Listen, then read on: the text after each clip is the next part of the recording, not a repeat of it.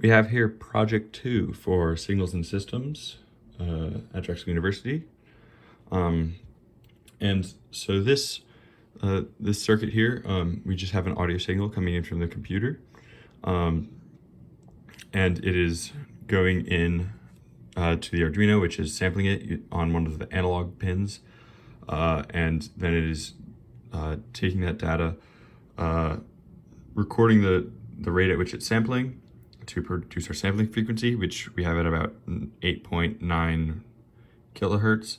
And then it is performing an FFT on the data on 128 samples that have been collected, fast Fourier transform, and then it displays that using a bar graph tool on the on this little OLED display. Now, we are currently putting 440 hertz using just an online tone generator, and so you see it says the peak is at 420 hertz.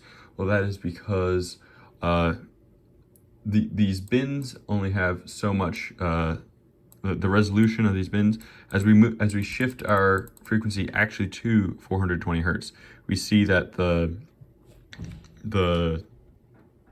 spread of the frequency disappears, and we actually solo in on that frequency. We also see this this local maximum right here. We aren't exactly sure what that is. We've tried this experiment completely in MATLAB and just with like given data, and we don't see that local maxima. But we see it here. We think it has something to do with how the Arduino reads in audio, or just reads values. There's some sort of error, but it is at exactly double the frequency. So if I were to bring it up to 2000 hertz, it's easy to see that, because our maximum is at about 4,500 hertz, and we're just below that. And that makes sense because our following the Nyquist rate, since we're sampling at 8.9 kilohertz, then that means our maximum frequency that we can identify should be about half of that. Since we need double to identify frequency, we need to be sampling at twice that frequency. And so let's bring our frequency on the tone generator up to about, we'll say 4,300-ish. So it's about 4,325.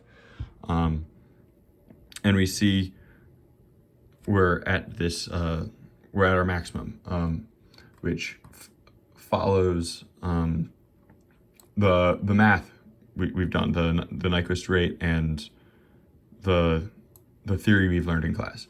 When we bring our frequency above this, we see it drop back down, which is an example of aliasing, where we're not sampling at a high enough rate to actually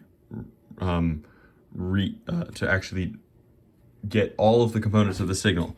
So we have where the signal we're giving is about 6,500, and it can only detect a 2,450 hertz signal, which is not, since it's not able to sample fast enough, can't get all the data. We bring that back down, and we see so the distance between each bin is about 70 hertz. It's really 69 point something, like 69.9, but the Arduino is rounding to 70 steps of 70 hertz for simplicity, and since the display is so small for readability. But we see when we are at exactly the frequency displayed, we have have very little spread in the bins that the signal is shared across. Then we put it in between two of the frequencies. We see that signal widen out.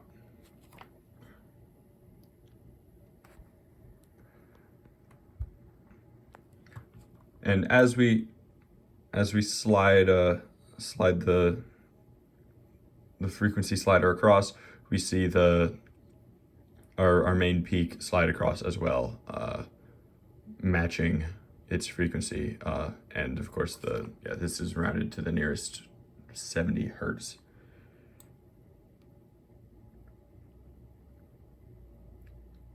Thank you for taking the time to watch this.